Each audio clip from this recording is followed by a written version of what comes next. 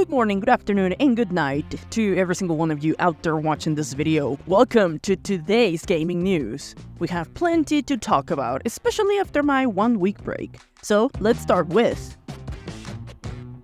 moves are made from one giant to another. For Bonnie Jean Ma, a new path and adventure is about to start as she is moving from narrative director for Gears of War to work in Studio Santa Monica in charge of the masterful God of War. The news was announced through her social media on Twitter. She originally started as a writer on film and TV, and then transitioned into the game industry in 2008. Some of her most important work are different roles. One, for example, franchise manager for Gears of War since 2019. While she is starting her new work at Santa Monica, it is not likely she'll leave her earlier job and will continue to give output to the plans of Gears of War. It is likely her role in Santa Monica will be of narrative and not only on the games but for other media. This is especially true since Sony is looking into making the jump for their most successful game franchises onto the small screen. At the start of 2023, we had the premiere of The Last of Us, which has a second season already underway. More of Sony's exclusives will make the jump as time moves on forward, and I'm excited to see that development. We continue to talk about Sony. This is a busy one for them as the publisher is working on the upcoming release of The Last of Us 2 in its remastered version. The announcement has already brought up controversy. On one side, we have the game itself, which is in its premiere broke fans of The Last of Us and became one of the most divided games from Sony. On the other side, we have the continuous issue of Sony releasing games not many years apart from each other and selling them at a full price without the game changing a lot of their essence. I know that just by saying this, some fans might attack me for it, but there's always been space for debate about this topic. One clear example is The Last of Us, which came first on the PS3, and since then has been continuously released over the newer generations. While its graphics had a jump from one generation to the next one, nothing else has been added to it. So the question comes up, should Sony be charging full price for a game that only increases graphics? Or what about giving a discount to those that owned the game previously? In the case of The Last of Us 2 Remaster, it seems Sony wants to avoid these controversies, and the studio Naughty Dog has added an extra mode to the game. A roguelike mode is said to have 12 different levels for players to defeat. This is according to a linked ID profile where it asks for a specific knowledge to accomplish the job for the game. Another change Sony will make in this new remaster version, for those that own the original game, they can upgrade to this version for only $10. Gearbox Studio has been circulating in the news recently as it was reported not long ago that the studio was up for sale. Now, it is surfacing up again with the possible leak information of upcoming games still under development. From a former Gearbox employee's linked ID profile, it seems the studio has been working for the sequels of both Borderlands and Tiny Tina's Wonderland. According to his profile, Borderlands 4 and Tiny Tina's Wonderland 2 are currently or were being worked on. Since the status of the studio, it is uncertain how much work has been put into the newer projects. However, at some point, those two games were more than an idea. I'm not surprised Tiny Tina's Wonderland is getting a sequel. The game was well received and it was a fresh take from the Borderlands franchise. The game was praised and enjoyed by fans. Its take on Dungeons & Dragons mixed with the crazy Borderlands experience was a fun ride. I enjoyed it. Meanwhile, Borderlands 3 suffered a great loss in both sales and fans' reception. It questioned the future of the franchise and creation of a sequel, so seeing a Borderlands 4 project is quite a surprise. News at first seemed dangerous or unbelievable. For Xbox users for a minute, this sounded like an apocalypse. The reward apocalypse. It seemed like a change that was bound to happen. It all started with players reporting no longer having access to the reward app accessible through their Xbox console. Pause before I continue, just a quick explanation about the rewards app for those that don't know about it. Rewards app is a hub where players earn and redeem points that have been granted through different types of activities.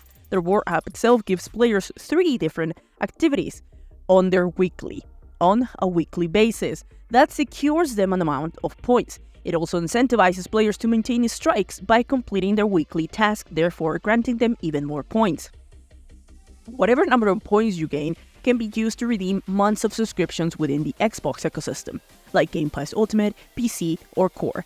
Rewards app provides good value for the customer, which is why when a Brazilian player claimed that a message explaining that the app will be shutting down, all hell broke loose across the Xbox community.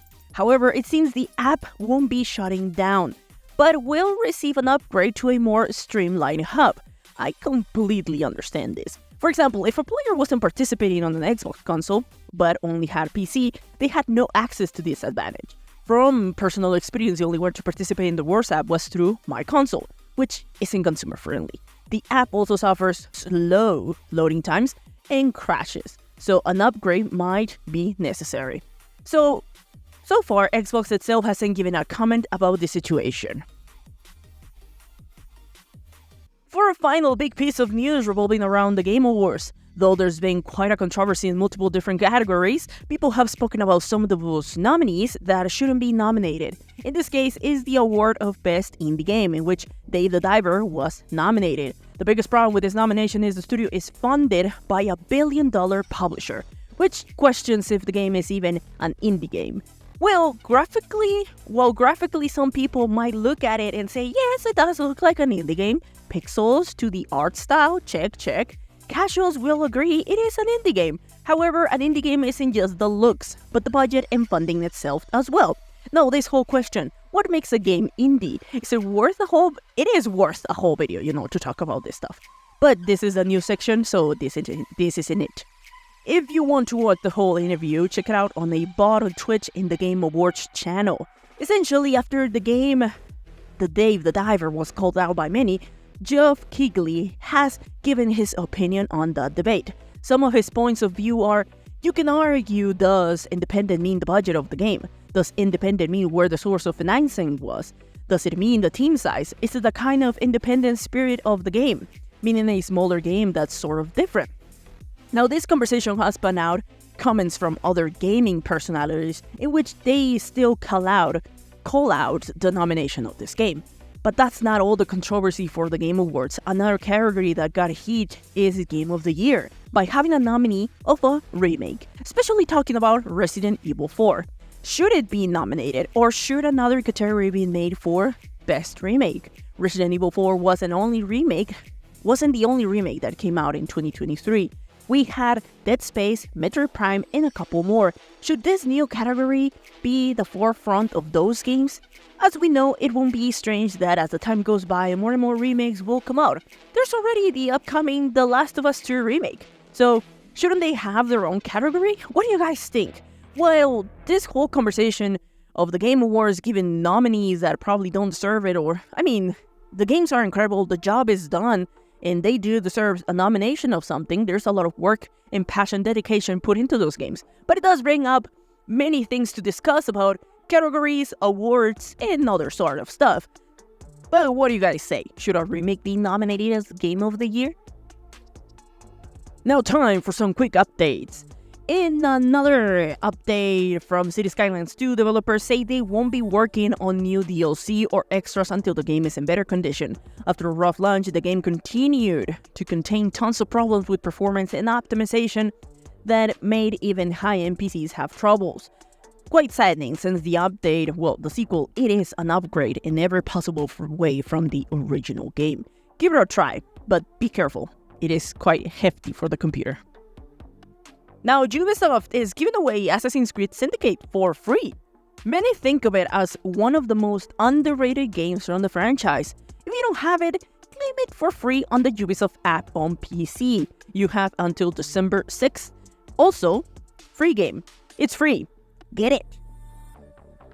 Bungie confirms Destiny 2 expansion is delayed from February 27, 2024 to June 4th, 2024. According to the studio, the reason behind this delay is we want to honor that journey, so we are taking the time we need to deliver an even bigger, bolder vision, one that we hope will be remembered and treasured for years to come.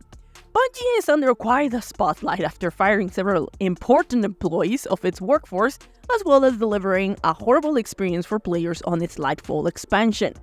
It doesn't look good for the studio, to be honest. So I don't know what they're gonna do to make this expansion so special that it's so bigger and bolder? It's probably gonna be the money. Most likely it's gonna be the microtransactions.